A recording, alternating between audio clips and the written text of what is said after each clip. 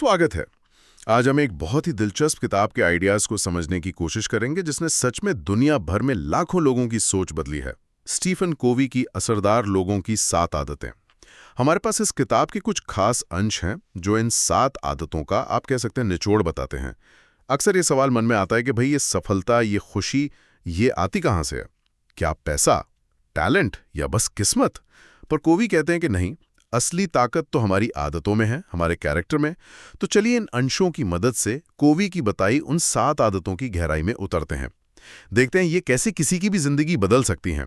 हमारा मकसद सिर्फ लिस्ट जानना नहीं, बल्कि उनके पीछे के प्रिंसिपल्स को समझना है कि ये काम कैसे करती हैं। हाँ बिल्कुल। और ये जानना ज़रूरी है कि ये सिर्फ कोई चेकलिस्ट नहीं है आदतों की। ये एक पूरा फ्रेमवर्क है, जीने का एक तरीका। और ये देखना भी इंटरेस्टिंग होगा कि ये आदतें आपस में जुड़ी कैसे हैं, कैसे ये एक दूसरे पर बिल्ड करती हैं पर्सनल इफेक्टिवनेस के लिए। बिल्कुल। तो शुरू करते हैं पहली आदत से, प्रोएक्टिव बने, बी प्रोएक्टिव। सुनने में लगता है कि बस पॉजिटिव सोचो, पर क्या ये इतना ही है या कुछ और गहरा है? हाँ, नहीं, ये उससे कहीं ज्यादा गहरा है। प्रोएक्टिव होने का मतलब सिर्फ आशावादी होना या पॉजिटिव सोचना नहीं है। इसका जो कोर प्रिंसिपल है वो है जिम्मेदारी लेना, अपनी लाइफ की जिम्मेदारी। कोवी इस पर बहुत जोर देते हैं कि हमारे साथ जो होता है मतलब स्टिमुलस, और हम उस पर जो रिएक्ट करते हैं मतलब रिस्पॉन्स, उसके बीच में एक स्पेस होता है, एक फ्रीडम होती है चुनने की। हाँ, रिएक्टिव लोग क्या करते हैं, वो परिस्थितियों को दोष देते हैं या दूसरों को, अरे मौसम खराब है, मेरा बॉस ही ठीक नहीं है टाइप की बातें। हाँ, जैसे वो किताब में बारिश वाला उदाहरण है। एक रिएक्टिव आदमी कहेगा, ओहो बारिश हो गई, मेरा तो दिन ही खराब हो गया, मूड खराब हो गया। लेकिन एक प्रोएक्टिव इंसान सोचेगा, ओके बारिश हो रही है, चलो छाता लेता हूं और देखता हूं कि आज मैं क्या बेस्ट कर सकता हूं। सिचुएशन सेम पर नजरिया एकदम अलग। सही कहा। और ये सिर्फ नजरिए की बात नहीं है, ये अपनी पावर को पहचानने की बात है कि कंट्रोल मेरे हाथ में है। प्रोएक्टिव लोग अपनी प्रतिक्रियाओं के, अपने रिस्पॉन्स के मालिक होते हैं। वो मानते हैं कि भाई हम अपनी कहानी खुद लिख सकते हैं। और ये समझना इसलिए भी बहुत ज़रूरी है क्योंकि कोवी कहते हैं ये पहली आदत बाकी सारी आदतों की फाउंडेशन है, बुनियाद है। अच्छा। हाँ, क्योंकि अगर हम अपनी प्रतिक्रियाओं की जिम्मेदारी ही नहीं लेंगे तो हम सच में कुछ बदल ही नहीं सकते। हम तो बस बाहरी चीज़ों के रहमो क्रम पर रहेंगे, है ना? बात तो सही है। ये तो मतलब सेल्फ अवेयरनेस और पर्सनल रिस्पॉन्सिबिलिटी की नींव हो गई। और इसी नींव पर कोवी दूसरी आदत बनाते हैं, अंत को ध्यान में रखकर शुरुआत करें। Begin with the and in mind. ये सुनने में थोड़ा फिलोसॉफिकल सा लगता है। अंत से शुरुआत कैसे? ये पर्सनल लीडरशिप का प्रिंसिपल है।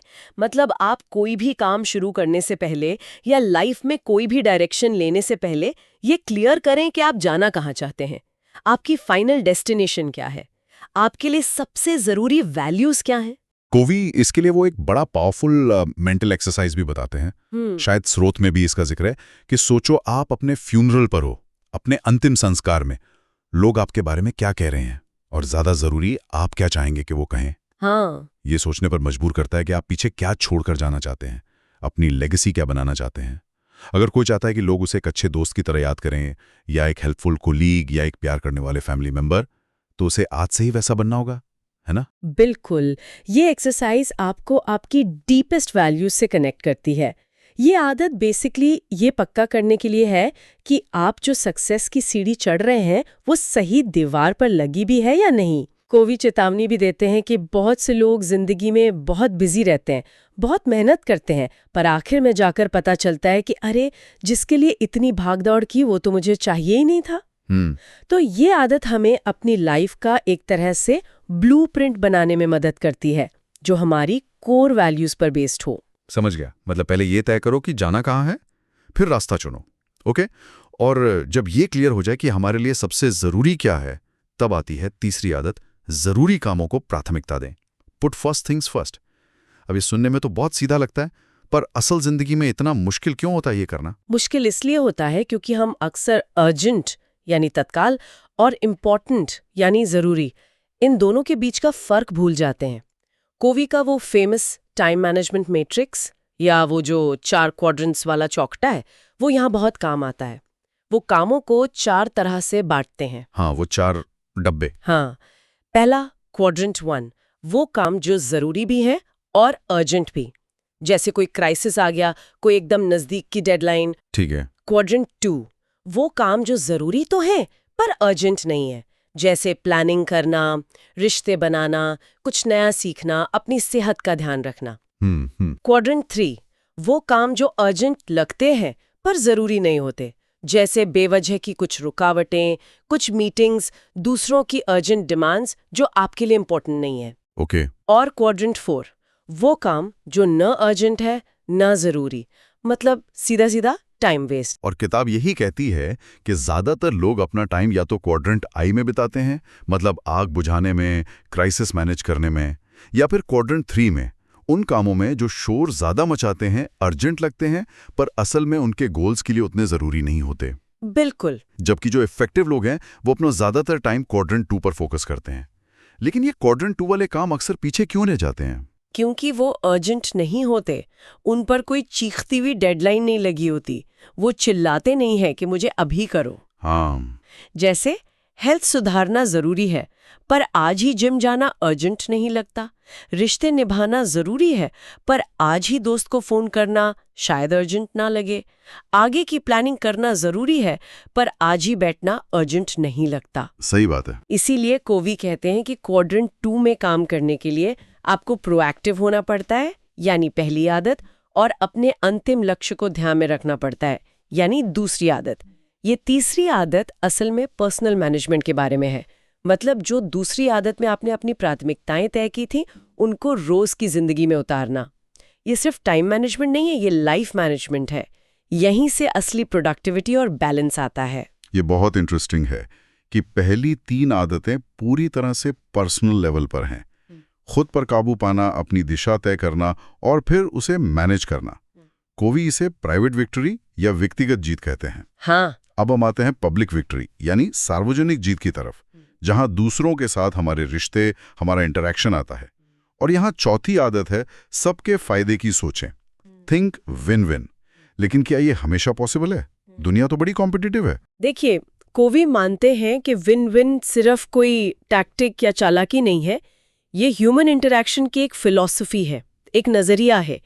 इसका मतलब है ऐसे सॉल्यूशन ढूंढना जिससे जुड़े हुए सभी लोगों को फायदा हो और जो आपसी सम्मान पर टिके हों। किताब का तर्क ये है कि जो दूसरे मॉडल हैं जैसे विन लूज, मैं जीतू तुम हारो, हाँ, जो ज्यादातर होता है, हाँ, या यूज विन, चलो तुम जीत जाओ मैं हार जाता हूं ताकि झगड़ा ना हो, या फिर लूज लूज, ना मैं जीतूंगा ना तुम्हें जीतने दूंगा, ये सारे तरीके लंबे समय में रिश्तों को और मौकों को खराब ही करते हैं। किताब में वो बिजनेस डील वाला उदाहरण भी है। अगर दोनों पार्टियों को लगता है कि हाँ फेयर डील हुई है, हमें फायदा मिला है, तो वो आगे भी साथ काम करना चाहेंगे, रिश्ता मजबूत होगा। लेकिन अगर एक को लगता है कि उसे ठग लिया गया या उसका नुकसान हुआ, तो वो रिश्ता शायद वहीं खत्म। बिल्कुल। और यहाँ जो सबसे बड़ी रुकावट आती है वो है हमारी अपनी सोच, हमारी मेंटालिटी। कोवी 2 तरह की मानसिकता की बात करते हैं। एक है कमी की मानसिकता या स्कैर्सिटी मेंटालिटी। Scarcity mentality. हाँ, मतलब ये सोचना कि दुनिया में सब कुछ लिमिटेड है, जैसे एक ही केक है, अगर तुम्हें बड़ा टुकड़ा मिल गया तो मेरे लिए कम बचेगा। इस सोच के लोग दूसरों की सफलता से इनसिक्योर फील करते हैं, उन्हें खतरा महसूस होता है। और दूसरी है प्रचुरता की मानसिकता या अबंडेंस मेंटालिटी। ये मानना है कि दुनिया में सबके लिए बहुत कुछ है, मौके भी, सफलता भी, क्रेडिट भी। ये सोच कोलैबोरेशन को, क्रिएटिविटी को बढ़ावा देती है।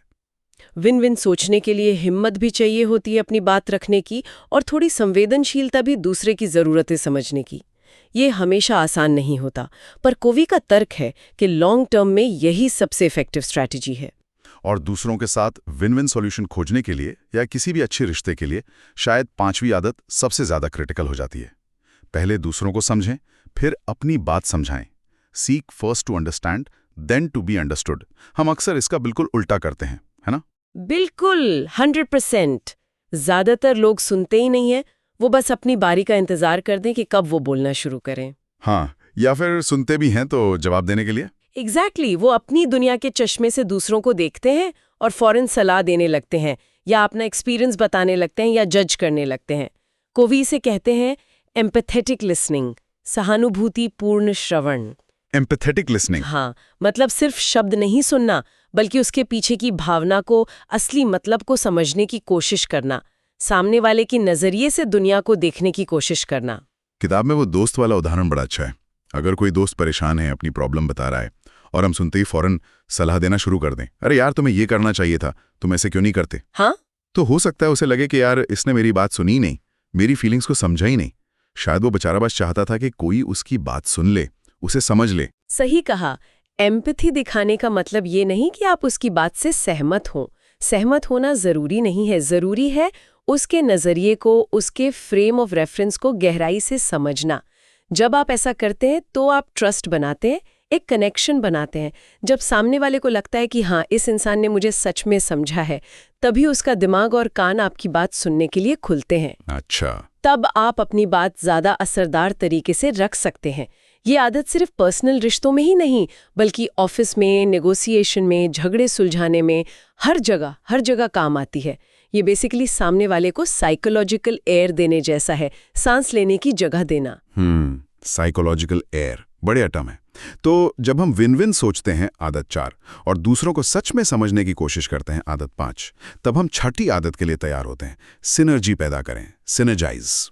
ये शब्द सुनने में थोड़ा भारी सा लगता है, इसका असल मतलब क्या है? सिनर्जी का सीधा सा मतलब है कि the whole is greater than the sum of its parts.